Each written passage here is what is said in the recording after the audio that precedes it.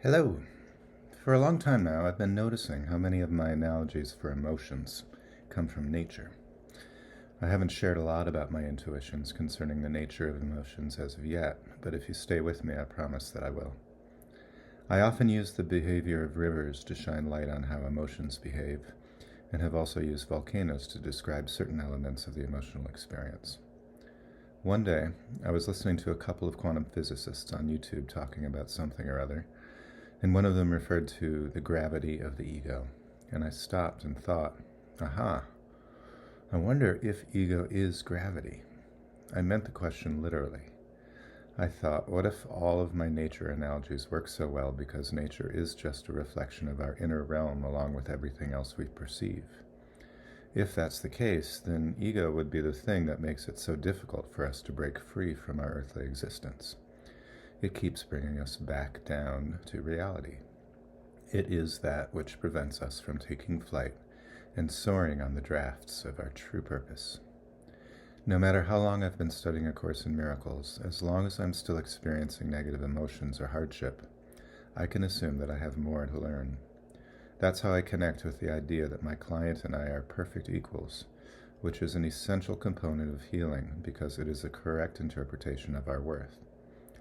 I might have something to share that helps them get both feet back on the path, and often they share something with me that helps me find my path again.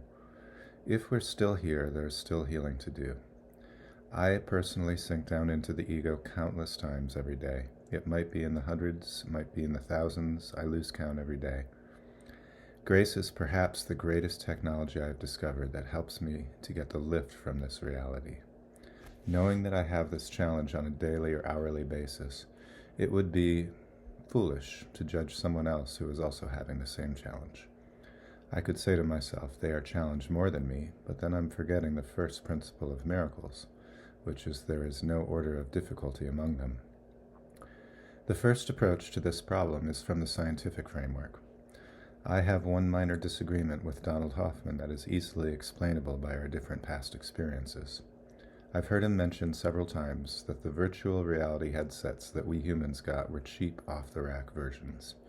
Apparently, he's not impressed with the smallness of 10 to the minus 33 centimeters, which is referencing the Planck scale and is viewed by many as the smallest building block for physical reality. That seems pretty tiny to me. I assume that as a scientist who's spent a lot of time looking through powerful microscopes at incredibly small things, I have not looked into a microscope for almost a decade, and I probably haven't done it more than a couple dozen times in my life. I'm pretty impressed with the production values of my virtual reality headset. It appears very real to me. In my mind, that's the major reason for why the ego, which is reinforced every time we view the world through our eyes, is very sticky like gravity. It's easier than anything to forget that this is a dream.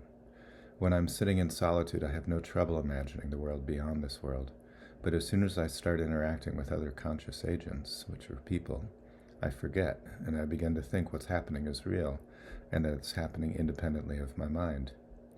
The other simple explanation for why we've been tricked so consistently by the ego is that we keep the mechanics of the preservation of guilt hidden from ourselves. Most of us haven't fully grasped the idea that projection is a fundamental law of perception. Most of us still think it's only something people do when they're emotional. There are no exceptions to projection.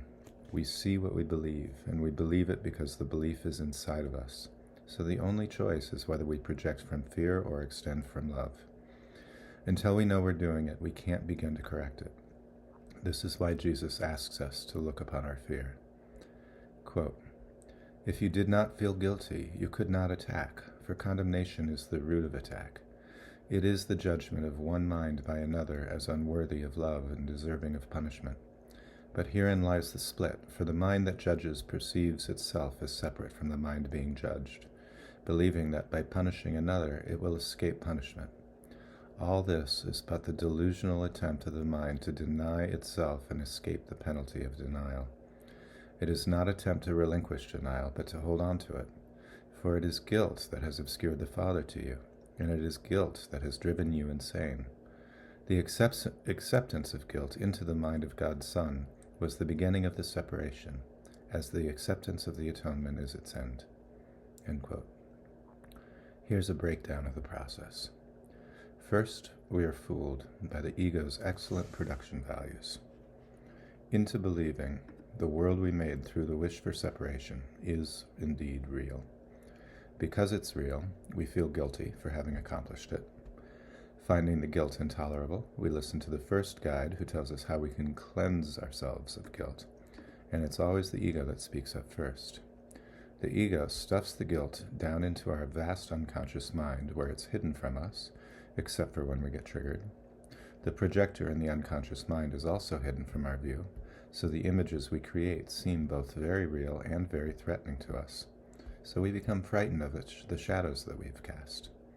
Yes, it's all insane, but all we have to do to start correcting for our error is to acknowledge that we're making them. Quote, "The Lord is with you, but you know it not. Yet your Redeemer liveth and abideth in you in the peace out of which he was created. Would you not exchange this awareness for the awareness of your fear?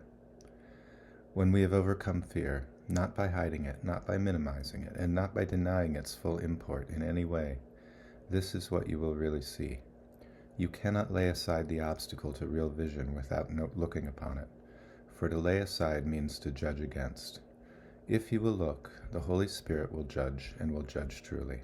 He cannot shine away what you keep hidden, for you have not offered it to him, and he cannot take it from you." End quote. Here's one last quote to help clear it all up. "Under the circumstances, would it not be more desirable to have been wrong, even apart from the fact that you were wrong? For while it could perhaps be argued that death suggests there was life, no one would claim that it proves there is life, and even the past life which death might indicate could only have been futile if it must come to this, and needs this to prove that it was.